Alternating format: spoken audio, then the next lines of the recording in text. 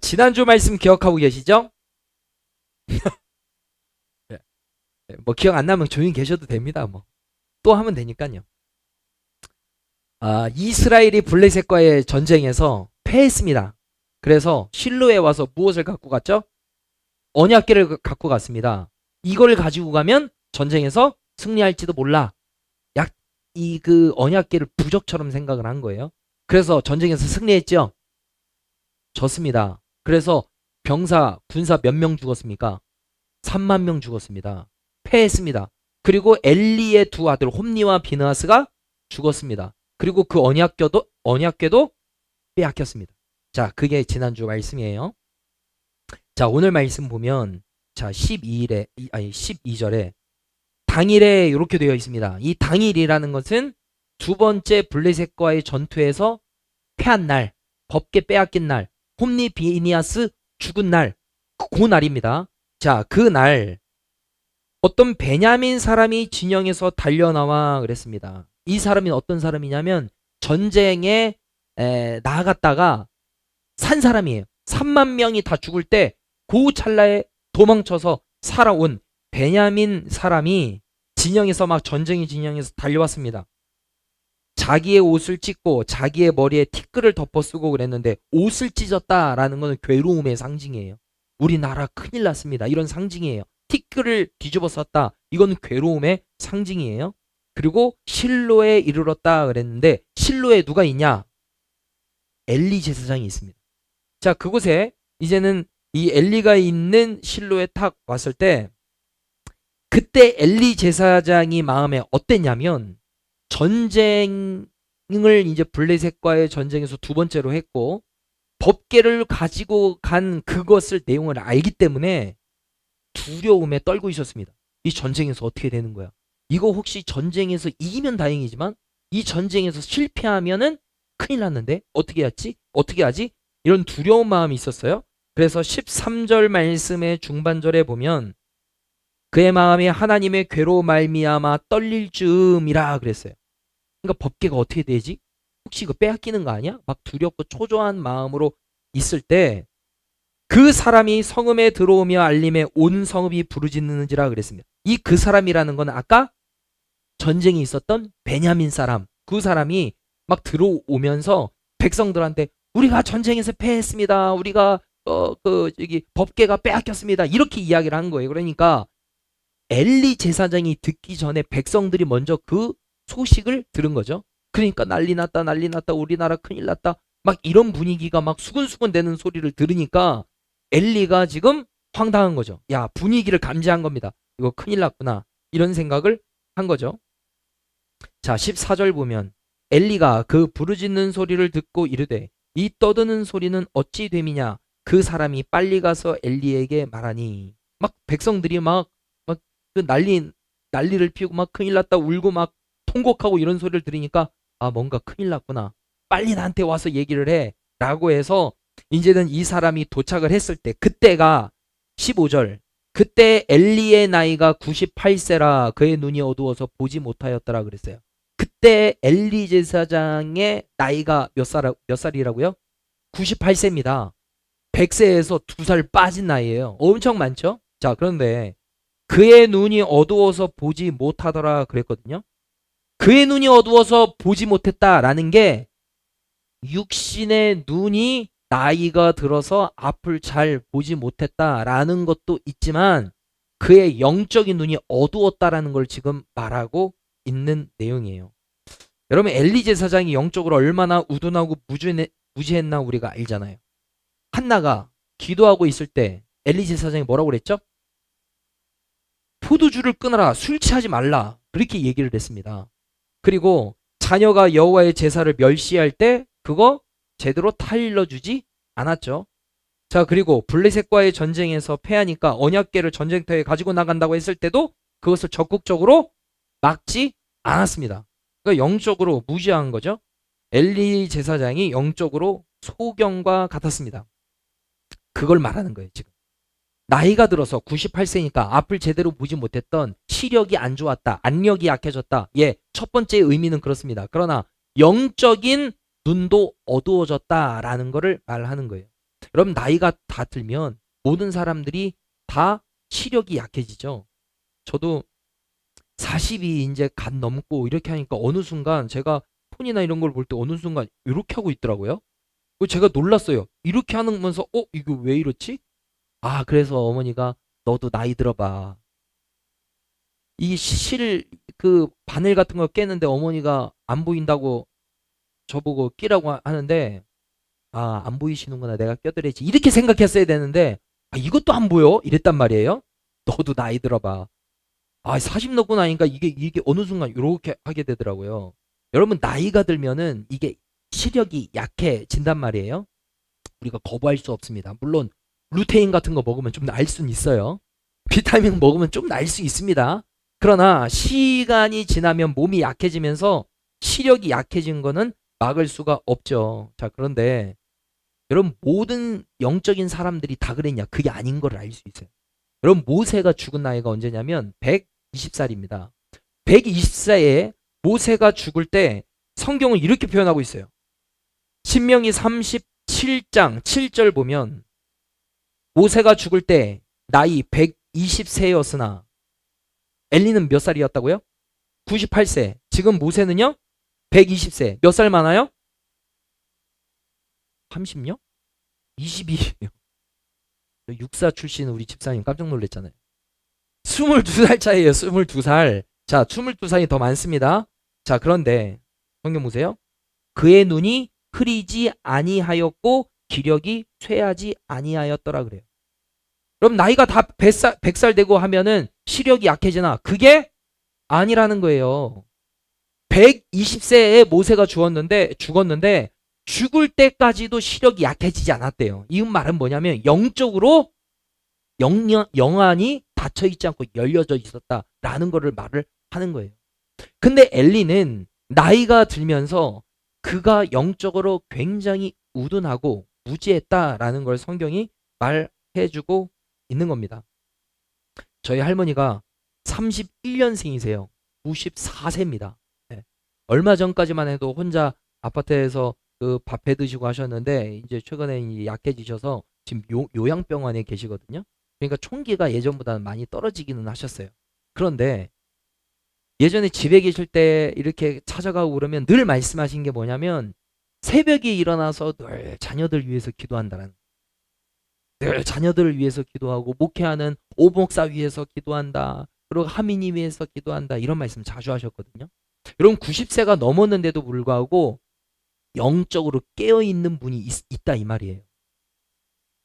여러분 시간이 지나면 아우 나는 이제 늙었네. 나는 이제 힘이 없으니까 아래 것들 젊은 것들이 이제 해야지. 여러분 그게 꼭 맞는 말은 아니에요. 여러분 나이가 드셔도 여러분 기도할 수 있습니다. 아멘. 여러분 기도할 수 있잖아요. 여러분 침대에 누워 있어도 기도는 할 수 있습니다. 여러분 나이가 들어도 할 수 있는 게 많이 있습니다. 지금 이 엘리 제사장이 나이가 98세였다, 시력이 약해졌다라는 것은 영적으로도 지금 아주 혼미한 상태가 되었다는 것을 알 수가 있어요. 무엇으로 더 정확하게 알 수 있냐면 엘리 제사장이 영적으로 성경 곳곳에 보면 얼마나 게으르고 무지하고 무기력했는지 나와요. 자, 이 4장 13절 보면요. 이 베냐민 사람이 올 때 이 엘리가 어디에 있었나 보세요. 그가 이럴 때 엘리가 길 옆 자기의 의자에 앉아 기다리며 그랬습니다. 그러니까 나이가 들었으니까 그냥 의자에 앉아 있었다라고 볼 수 있는데 엘리 제사장이 처음 등장할 때 어디에 있었나 보세요. 1장 9절입니다. 1장 엘리라는 단어가 처음 나올 때예요.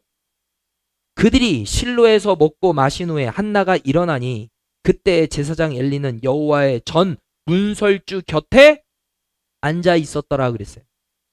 여러분 이 한나는 지금 일어나니 그랬어요. 왜 일어나요? 분인나가 자기의 마음을 막 격동하니까 기도하려고 실로에 가려고 일어났다고요. 그런데 제사장인 이 엘리는 뭐하고 있었다고요? 앉아 있었다. 이거를 지금 대조하고 있는 거예요. 평신도인 한나는 기도의 자리로 일어나려고 했는데 지금 엘리는 제사장이지만 뭐하고 있었다? 앉아 있었다라는 거예요. 한나는 기도하려고 일어섰습니다. 그러나 제사장은 앉아 있었다라는 거를 지금 성경이 얘기를 하는 거죠. 그리고 오늘 말씀에 엘리가 죽을 때 어디에서 죽었나 보세요. 4장 18절.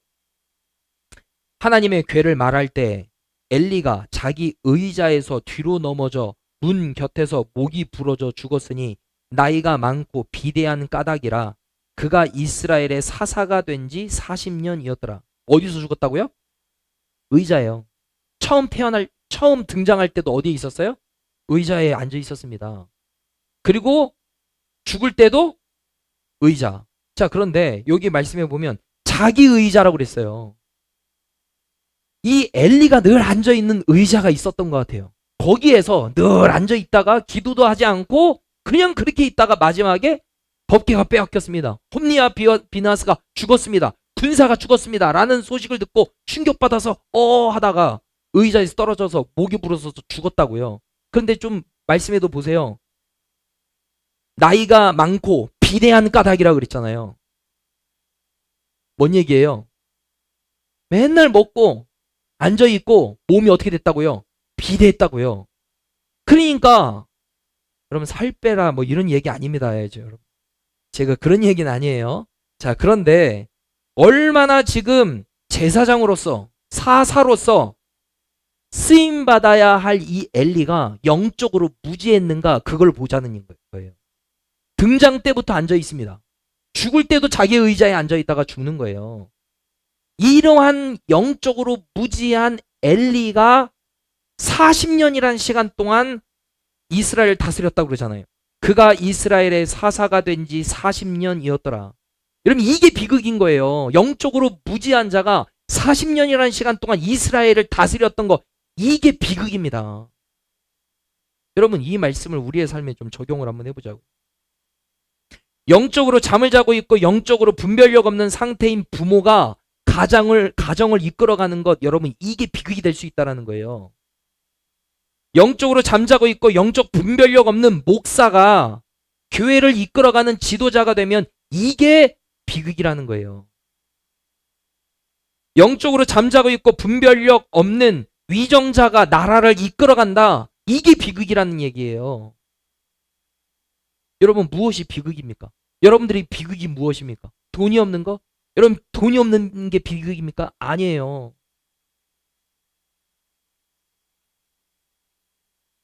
저와 여러분들이 이 엘리와 같이 되지 않기를 소망합니다. 우리가 기도해야 돼요. 하나님 내가 엘리와 같이 되지 않기를 원합니다. 말씀을 준비하면서 야 내가 진짜 엘리와 같은 이런 목사 되면 안 되잖아. 이런 생각이 드는 거죠. 자, 기도 제목 뭐냐? 엘리와 같은 제사장, 목회자, 목사, 교사, 영적 리더 되지 않게 하여 주시옵소서. 여러분 우리가 그렇게 기도해야 돼요. 영적 리더인 목자가 영적 소경이야 봐요. 그럼 목원들이 잘못 가는 거죠. 잘못 따라가는 거죠. 목사인 제가 영적인 소경이어 봐요. 그러면 성도들이 다 잘못된 길로 가는 거죠. 그러니까 여러분들은 목자 위에서 교사 위에서 목사인 저 위에서 뭐 해주셔야 돼요? 기도해 주셔야 돼요. 하나님 우리 목사님이 영적으로 민감하게 하시고 성령 충만하게 하시고 옳은 길로 우리 창대교회 성도들을 이끌어갈 수 있는 분별력을 허락하여 주시옵소서. 여러분 기도해 주셔야 돼요. 그리고 여러분들 부모님을 위해서 기도하시고 목자를 위해서 기도하시고 교사들을 위해서 여러분 기도해 주셔야 돼요. 그분들이 영적인 지도자란 말이에요. 자, 그리고 이 나라를 위해서도 기도해 주셔야 돼요. 하나님이 기뻐하시지 않는 법들이 통과되는 것을 막는 그런 위정자들이 있어야지 막 성경에 반하는 그런 법들을 자꾸 통과시키려는 위정자들이 있으면 하나님 저들에게 분별의 은혜를 허락하여 주시옵소서. 그렇게 기도해야죠. 여러분 저와 여러분들이 이 영적인 감각이 살아나게 되기를 예수님의 이름으로 축복합니다. 고린도 후서 4장 16절. 고린도 후서 4장 16절. 예. 우리 함께 읽어보겠습니다. 시작. 그러므로 우리가 낙심하지 아니하노니 우리의 겉사람은 낡아지나 우리의 속사람은 날로 새로워지도다. 아멘. 여러분, 시간이 지나면 지날수록 우리의 겉사람은 낡아지나, 옛날 성경에는 후패한다 그랬습니다. 뭐예요? 썩어져 간다라는 거예요. 그럼 늙어가잖아요. 이 주름 생기잖아요. 효주야, 안 생길 것 같지? 조금만 지나면 이게 생겨요. 20대, 10대 때는 머리를 길게 하잖아요. 근데 30대, 40대, 50대는 머리를 길게 안 해요. 그거 왜 그런 줄 아세요? 얼마 전에 알았네. 머리를 붙잡고 있는 힘이 없어. 그러니까 짧게 하는 거예요. 모르셨구나. 여러분, 머리가 길면 머리 붙잡고 있는 힘이 없는 거예요. 그러니까 다 짧게 이렇게 한단 말이죠.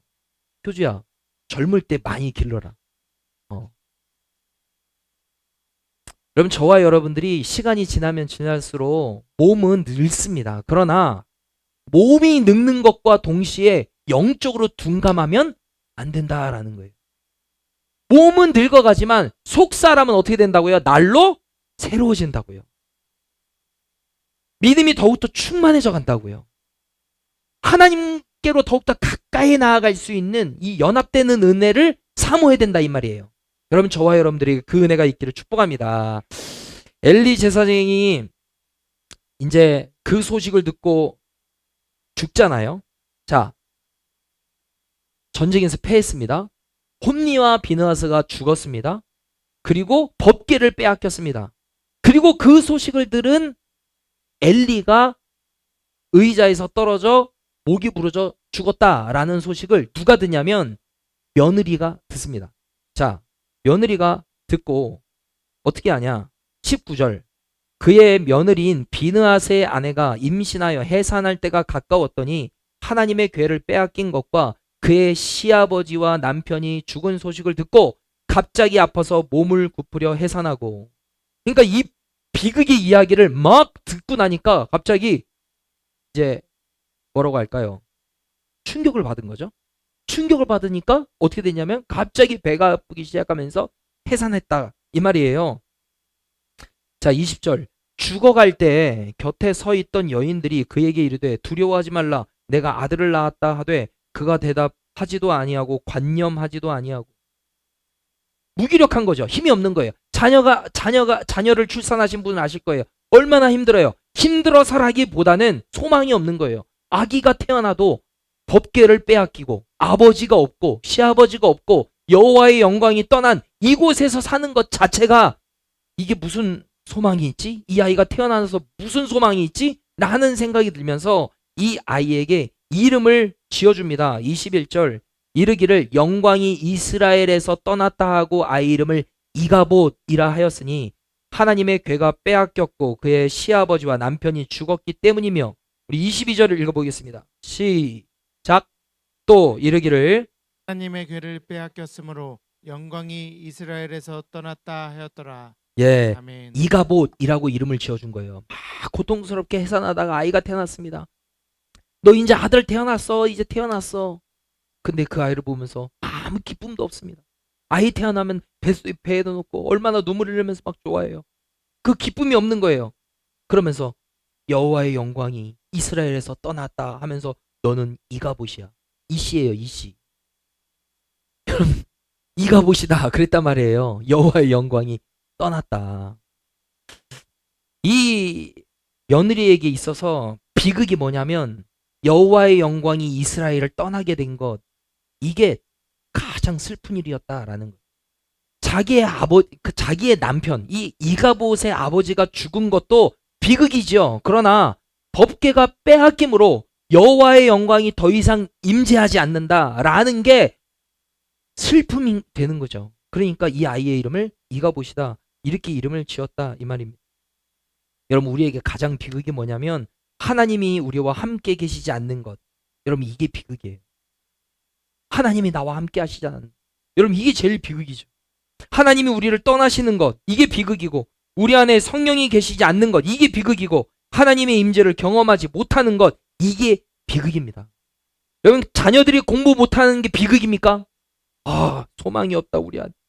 아니에요. 그 안에 예수가 있으면 소망이 있습니다.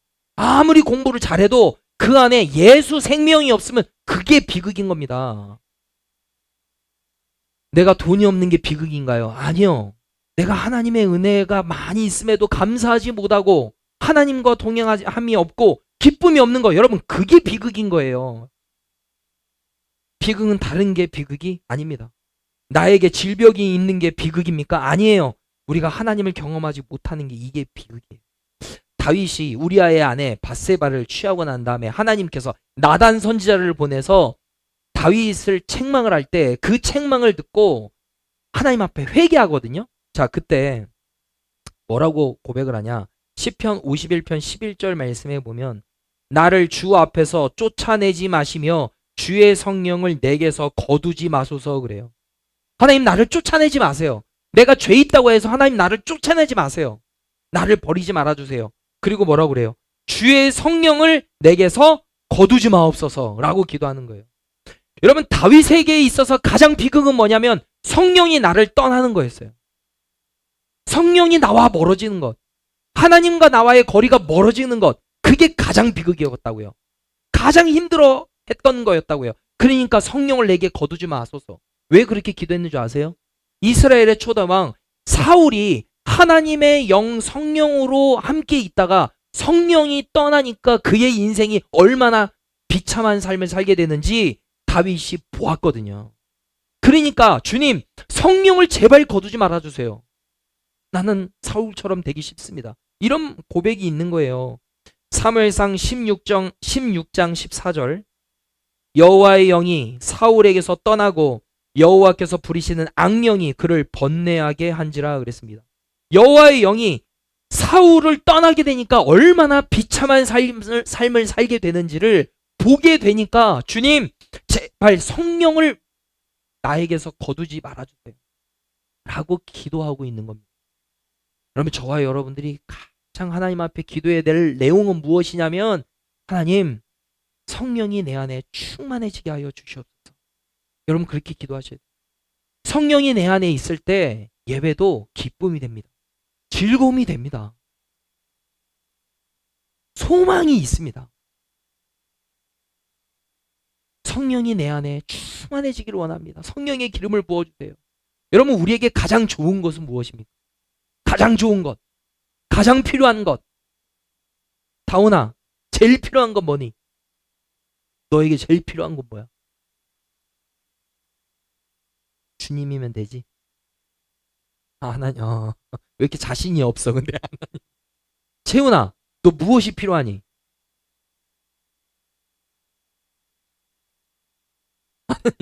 하나님, 여러분 박수 좀 해주세요. 하나님이 필요하대. 하나님이. 여러분 우리에게 가장 좋은 것은 무엇인 줄 아세요? 성령이에요. 성령. 아멘이세요? 우리에게 가장 필요하고 좋은 것은 성령이라고. 자, 말씀에 누가복음 11장 13절 말씀을 함께 읽어보겠습니다. 시작. 너희가 악할지라도 좋은 것을 자식에게 줄 알거든 하물며 너희 하늘 아버지께서 구하는 자에게 성령을 주시지 않겠느냐 하시니라.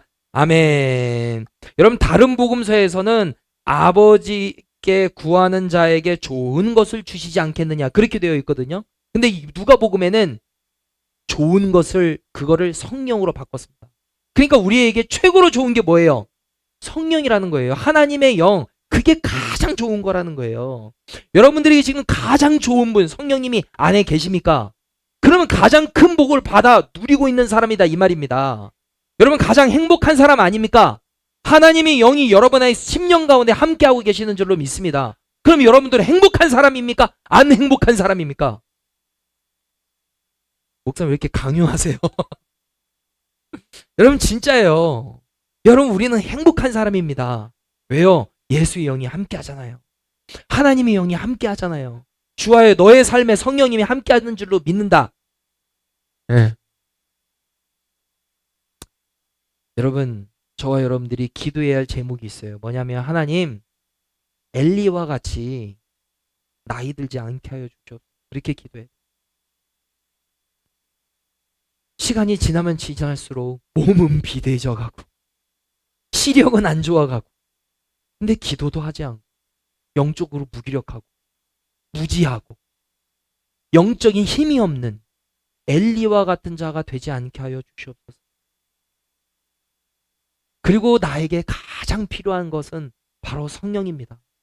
여호와의 영이 떠나가는 것이 나에게 가장 비극입니다. 그러나 하나님의 영이 나와 함께하는 것, 이게 나에게 가장 최고의 은혜고 영광인 줄로 믿습니다. 나에게 그 은혜를 주셔서 감사합니다. 이것을 날마다 누리게 하여 주시옵소서. 성령으로 충만케 되는 은혜를 우리의 삶 가운데 허락하여 주시옵소서. 여러분, 그 기도 제목이 우리의 제목이 되어야 할 줄로 믿습니다. 아멘. 주신 말씀을 붙잡고 함께 기도하겠습니다.